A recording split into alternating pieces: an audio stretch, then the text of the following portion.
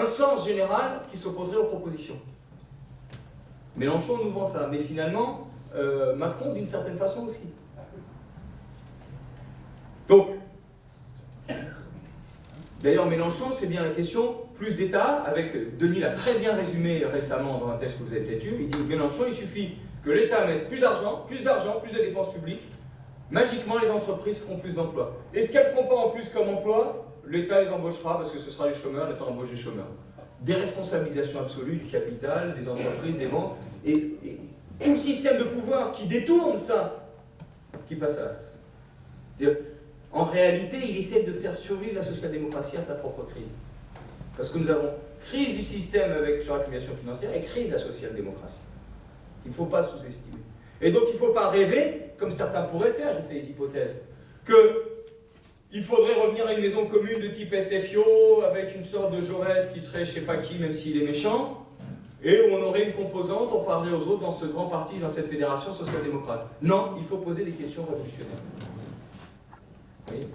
Alors, le populisme, le nom est mal choisi, d'accord, mais c'est celui qu'ils ont choisi. Et c'est l'idée que l'élite s'oppose au peuple, un peuple indifférencié, essentialisé, et un peuple qui n'est pas un sujet acteur. Derrière le peuple, il y a le 1. Et donc, comme il est hétérogène, l'idée d'un chef charismatique. Et à des degrés divers, Macron, Marine Le Pen aussi, c'est pas une insulte, hein, ou Mélenchon. Et le populisme de gauche, moi j'ai regardé une interview de Chantal Mouffe, qui était la compagne d'Ernesto Laclos, dans le Figaro du 11 avril 2017, si vous voulez regarder. Il faut construire un peuple pour une radicalisation de la démocratie. Construire un peuple, donc il n'existe pas, un peuple. Et il faut chercher la fusion du peuple. Non, c'est mieux que changer le peuple. Le leader, comme ce peuple est hétérogène, c'est le principe articulateur pour fédérer le peuple hétérogène. Il y a beaucoup de choses qui sont dites. Vous voyez ? Et ça permet au nous de se cristalliser autour d'affects communs. Vous voyez le truc ? Mais c'est ça qu'on a eu. Ça ne veut pas dire qu'il ne faut pas faire avec les affects, mais faire affaire avec pour dépasser, ou pour les prendre pour rabaisser pour venir dans l'affect, c'est pas du tout la même chose et le même mouvement. Donc, et on théorise le flou dans le présidentialisme.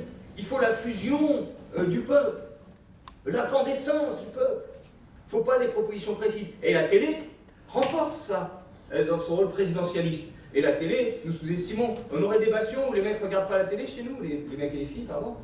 Bien sûr, tout le monde regarde la télé. Et d'ailleurs, attention au YouTube. C'est la télé qui rabat vers YouTube. Si quelqu'un est intéressant sur la télé, alors on va sur YouTube. Donc, il n'y a pas de proposition qui doit ressortir, il faut une adhésion générale, des sensations, les affects. D'ailleurs, qui serait bien en peine de dire quelque chose sur le programme de Mélenchon? Quinoa, un État plus fort, 6ème République, mais, franchement, je ne sais pas de la méchanceté, mais je n'ai pas trouvé quelque chose qui est resté comme proposition concrète de Mélenchon. Et délégation au chef qui renforce l'étatisme, la posture plutôt que l'action.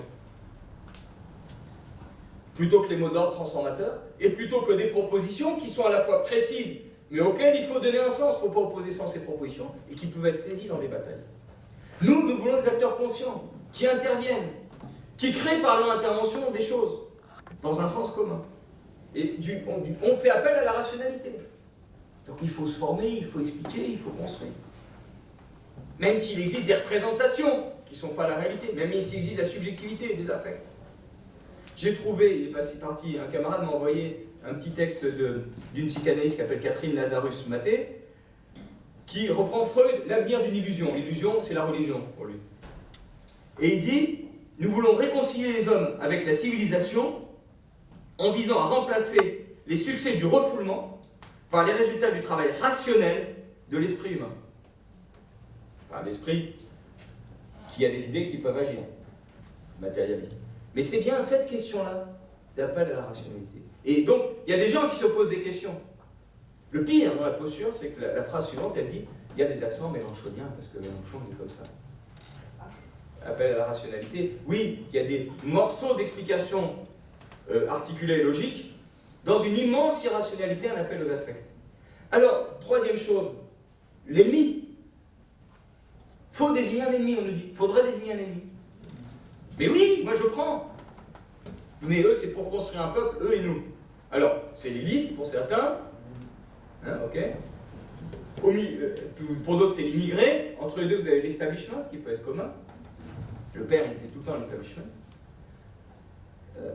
Mais c'est la négation des classes, la complexité de la domination de classe, et de l'économie qui serait différente de la société. On fusionne les deux choses. Et donc, comme je le disais tout à l'heure, c'est la personne humaine qu'on attaque à travers ça. Et d'ailleurs, le matheux, il n'est pas beau le matheux. Alors que, comme disait un camarade d'Orsay qui était là tout à l'heure ce matin, c'est toujours là, par contre, tu as changé de place. Droite à gauche. Avec ces ingénieurs, ces chercheurs, ils n'ont pas des idées sur transformer la société. Ils la vivent la société, ils travaillent, ils savent ce que c'est qu'un contrat de travail, mais de qui ils se moquent l'autre. C'est ça qui est terrible. Donc,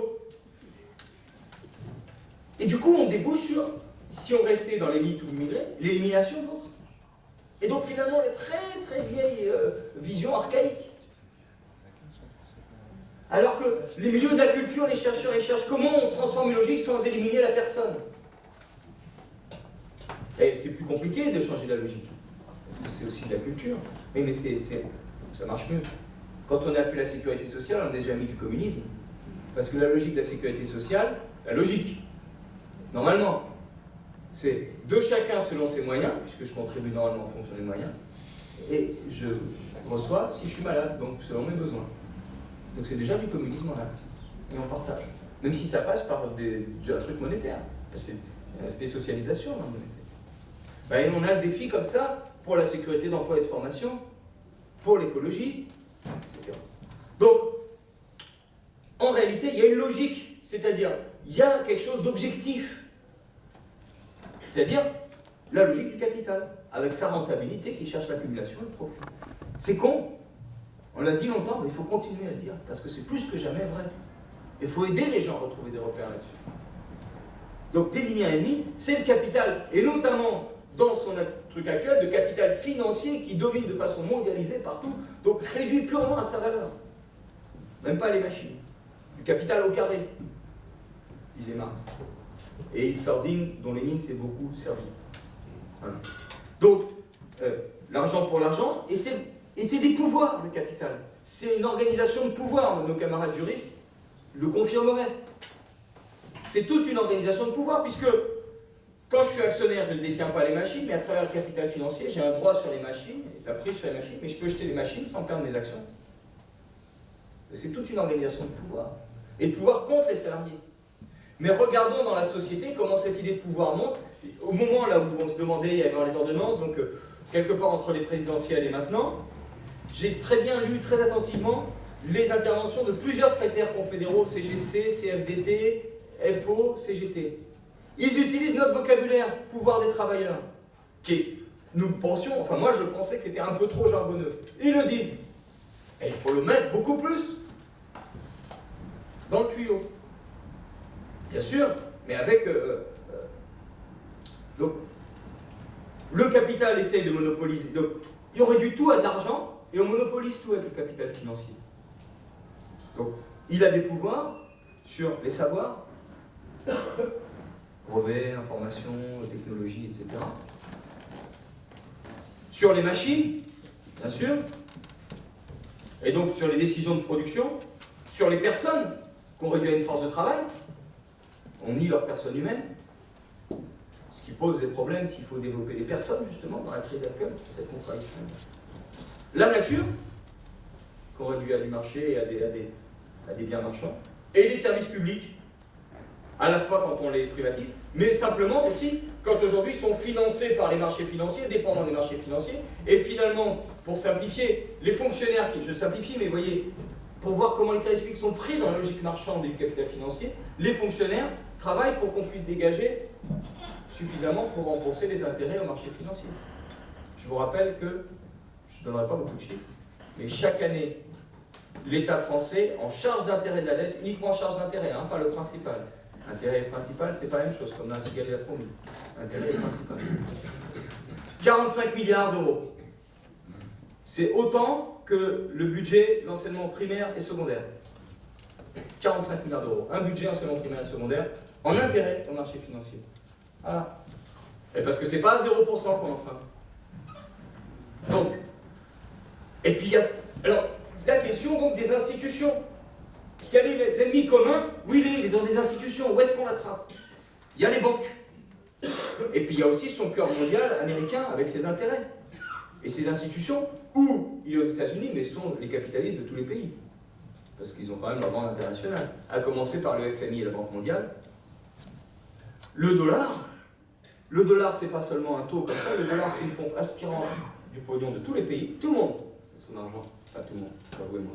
Tous les capitalistes et de l'argent de tous les pays là-bas pourraient en partie utiliser pour leurs dépenses publiques, ça finance aussi le déficit budgétaire, et pour dominer le monde par achat, investissement à l'étranger. Voilà. Les banques et les banques centrales, dont la Banque centrale européenne, chez nous, si bien connue dans la campagne de 2012 et complètement occultée dans la campagne de 2017. Bon, donc, et à chaque fois, il faut voir le sens, la force du système et qu'il y a un problème objectif, comme je disais tout à l'heure. Par exemple, la multinationale. Elle répond à un problème objectif dont a parlé Denis. Une coproduction mondiale. Aujourd'hui, on ne produit pas seul. Parce qu'on n'est pas seul à avoir les savoirs. Donc elle organise la coproduction mondiale et le partage des savoirs. Un partage dans son périmètre, avec le monopole par les directions. Mais elle fait ça. Donc c'est un enjeu, il faut répondre à ça. Mais elle le fait, elle, pour la rentabilité financière, en jetant les femmes et les hommes, en démolissant les territoires, avec les responsabilités, en se barrant quand elle veut. Donc il faut répondre à ça, mais autrement.